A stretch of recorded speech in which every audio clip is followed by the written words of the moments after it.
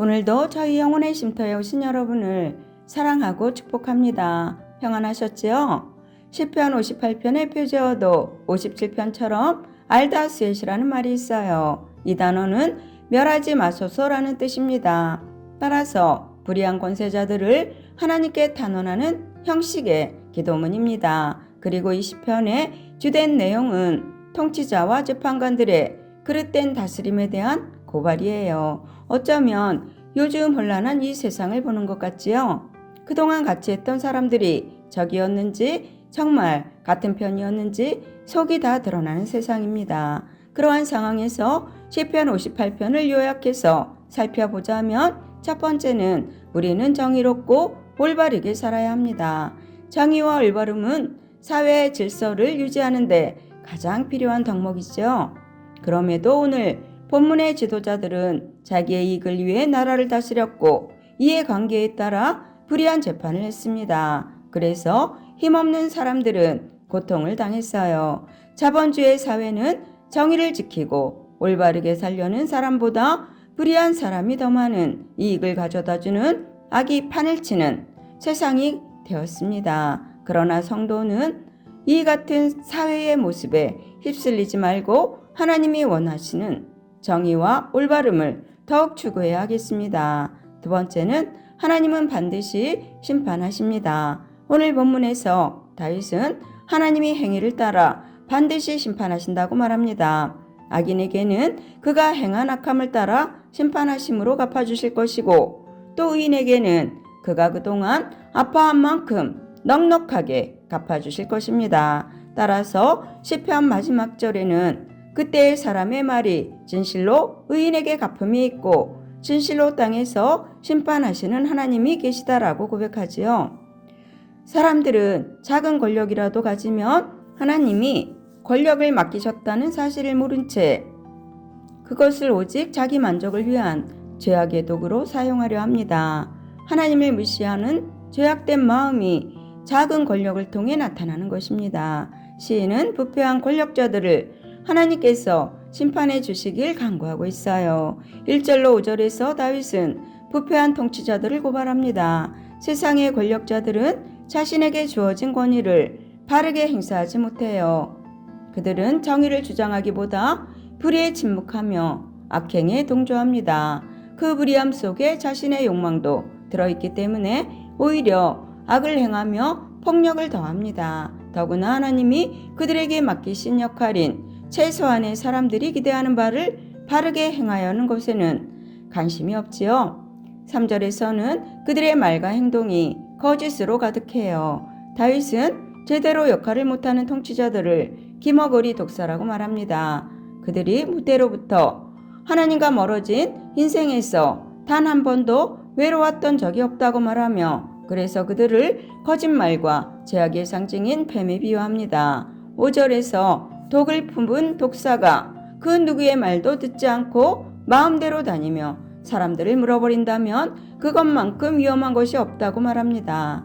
그들을 통해서는 질서와 평안, 안전과 안식은 이루어지지 못합니다. 이것이 세상 권력의 일반적인 속성이에요. 그렇게 우리도 세상에서나 직장에서나 교회 안에서나 지위가 높아지고 중요한 자리에 있을수록 더 겸손하고 하나님 앞에 부끄러운 일은 없는지 돌아봐야 할 것입니다.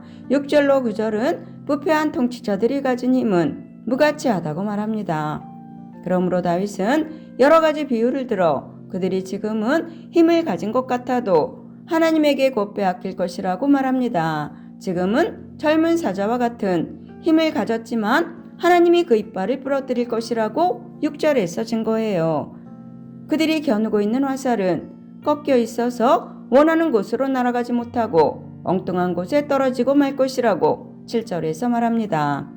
또한 그들의 힘은 여름철, 우기 장마철에는 엄청나게 번식하지만 비가 하나도 오지 않는 건기가 되면 모두 사라지는 달팽이 같다고 말합니다. 큰 불을 피우기 위해 산더미같이 쌓아놓았지만 불어오는 돌풍에 모두 날아가 버리는 가시덤불과 같다고 9절에서 선언해요. 이렇게 세상에서 아무리 큰 권세를 가진 자라 해도 하나님께서 그 사람의 죄를 물으시면 가장 비참한 존재로 떨어진다는 사실을 우리는 깨달아야 합니다.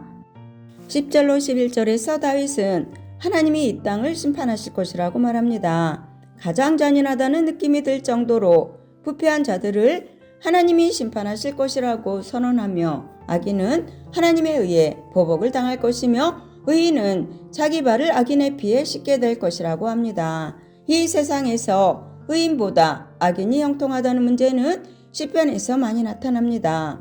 그러나 시편은 하나님의 심판이 늦어지는 것처럼 느껴질 수 있으나 반드시 그 죄에 대한 보응은 이루어진다고 말씀합니다. 따라서 악인이 행한 악한 행실은 하나님에 의해 보복을 당할 것입니다.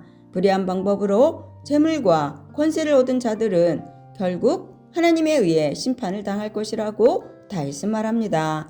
따라서 우리 눈앞에 악한 자들이 잘 되는 것 같은 현실이 보이더라도 그들에게는 하나님의 두려운 심판이 임할 것임을 기억하고 우리는 하나님 앞에 정직한 삶을 살기 위해 노력해야 합니다.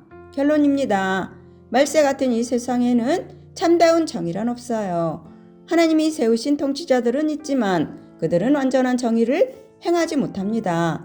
완전하고 공의로운 심판은 오직 하나님에게서만 기대할 수가 있어요. 따라서 다윗은 하나님에게 악인을 심판해 주실 것을 간구합니다. 우리는 죄와 불의가 판치는 이 세상 한복판에서 살아가지만 모든 것을 보시고 도우시는 하나님만 바라보며 하나님이 맡기신 것들을 우리는 귀하고 소중하게 여기며 하나님의 뜻에 합당하게 사용해야 합니다. 그래서 우리에게는 하나님의 목적을 깨닫는 지혜와 순종하는 결단과 흔들리지 않고 이루어갈 능력이 필요합니다.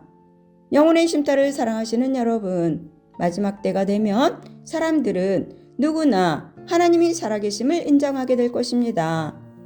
의인들에게는 상급으로, 악인들은 영원한 심판으로 갚아주실 것이기에 악인들이 아무리 형통한 것처럼 보여도 살아계신 하나님은 공의롭고 공평하게 심판하셔요. 하나님만 바라보며 불평 대신 감사와 찬송으로 이 세상을 이기시며 언제나 하나님의 약속의 말씀을 붙들고 기도하심으로 하나님께서 내려주시는 은혜를 마음껏 누리시는 여러분들이 되시기를 예수님의 이름으로 축원합니다. 아멘. 감사합니다.